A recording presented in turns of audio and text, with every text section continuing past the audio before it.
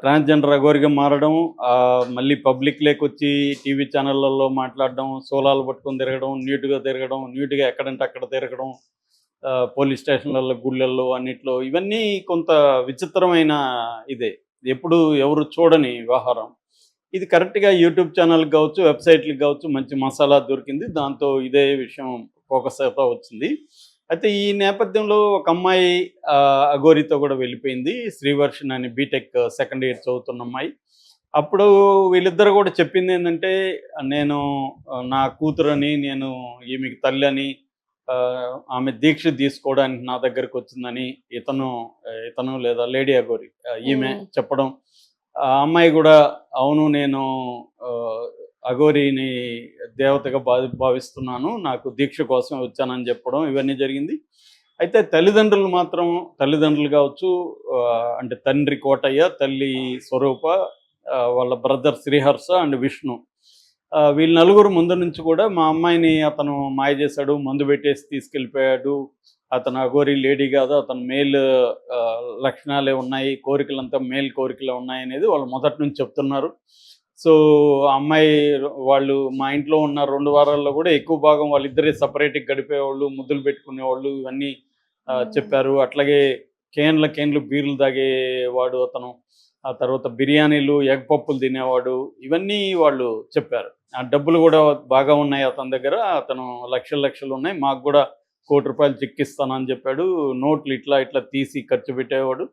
అతను పూజల పేరుతో కొంతమంది దగ్గర డబ్బులు వసూలు చేస్తాడు. కొంతమంది రాజకీయ నాయకులు గూడా ఇతని వెనకున్నారు. ఇవన్నీ గూడా విష్ణు అండ్ శ్రీహర్ష మీడియాకి చెప్పారు. సో, ఈ క్రమంలో వీళ్ళిద్దరూ అయితే వెళ్ళిపోయారు. ఆ అమ్మాయి ఇంట్లో నుంచి పారిపోయి వచ్చేసింది అఘోరి దగ్గరికి. అఘోరి ఆ అమ్మాయిని తీసుకొని గుజరాత్, సౌరాష్ట్ర ఎళ్ళాడు. అక్కడ వీళ్ళేం చేశారంటే, అప్పటి వరకేందంటే, ఈ అమ్మాయి వెళ్ళినప్పుడు గూడా పోలీస్ స్టేషన్‌లో మంగళగిరి పోలీస్ స్టేషన్‌లో నా ఇష్టపూర్వకంగా ఎళ్తున్నాను.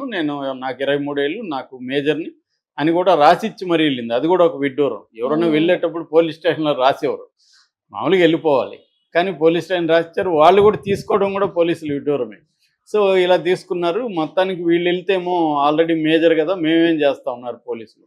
మొత్తానికి వీళ్ళెవరినో పట్టుకొని పోలీసులను ఒప్పించి, అక్కడ గుజరాతీ పోలీసులతో కాంటాక్ట్ చేసి వీళ్ళ ఫోన్‌ని ట్రాక్ చేసి లొకేషన్, పలాని పెట్రోల్ బంక్‌లో ఉన్నారు సౌరాష్ట్రలో అని ఫైండ్ ఔట్ చేసి గుజరాత్ పోలీసుల ద్వారా అక్కడికి ఎర్లీ మార్నింగ్ నైటే చేరుకొని లాడ్జిలో ఉండి ఎర్లీ మార్నింగ్ ఎళ్లారు.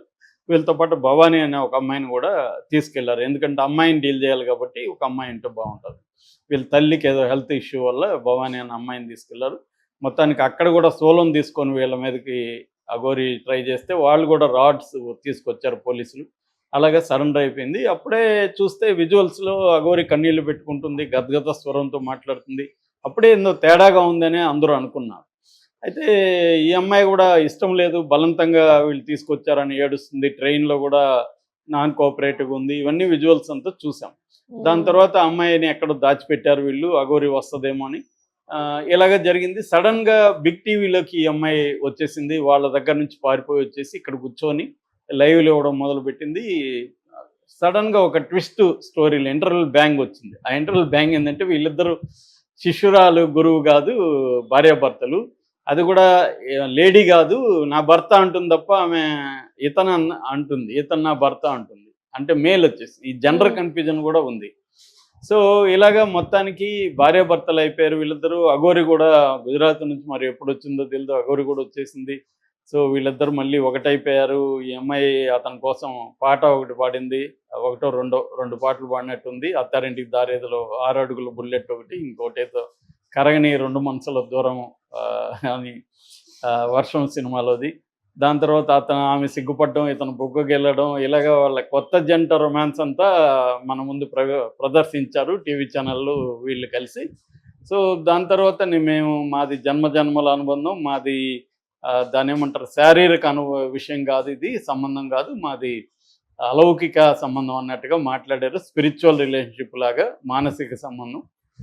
నాకు అనేది పెద్ద ఇంపార్టెంట్ కాదని ఆ అమ్మాయి గూడా మాట్లాడింది. ఎందుకంటే తను మేల్ లాగా పెర్ఫార్మన్స్ చేయలేడు. ఫిమేల్ అవయవం గూడా అతనికి లేదు.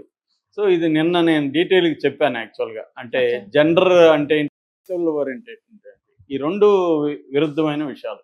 జెండర్ ఐడెంటిటీ వేరు, సెక్సువల్ ఓరియెంటేషన్ వేరు. జెండరల్ ఐడెంటిటీ అంటే జెండర్ ఐడెంటిటీ అంటే నేను మేలా ఫిమేలా, లేకపోతే మేలు ఫిమేల్ కానీ బైసెక్స్ వల్ల, లేకపోతే అసెక్స్ వల్ల, ఫ్యాన్ సెక్స్ వల్ల, ఇట్లాగా ఒక 10 పైన ఉన్నాయన్నమాట కేటగిరీస్. అంటే సెక్సువల్ ఓరియంటేషన్ కేటగిరీస్ ఉంటాయి. అవి కాకుండా జెండర్ అంటే బేసిక్గా 3 జెండర్సే ఉంటాయి. ఒకటి male gender, female gender, non binary, అది ఎవరైనా కావచ్చు. 3 జెండర్సే ఉంటాయన్నమాట జనరల్లో.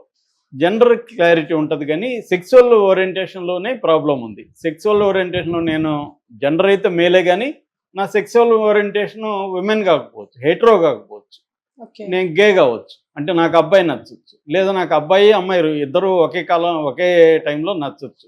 బైసెక్సువల్ అంటారు. ఫ్రాయిడ్ కూడా హ్యూమన్ బీయింగ్ ఈజ్ బైసెక్సువల్ అనేది ఆయన పాపులర్ స్టేట్మెంట్ ఉంది. అంటే ప్రతి మనిషిలో కూడా కొన్ని అమ్మాయి లక్షణాలు కూడా ఉంటాయి. మగవాళ్ళలో కొన్ని అమ్మాయి లక్షణాలు కూడా ఉంటాయి,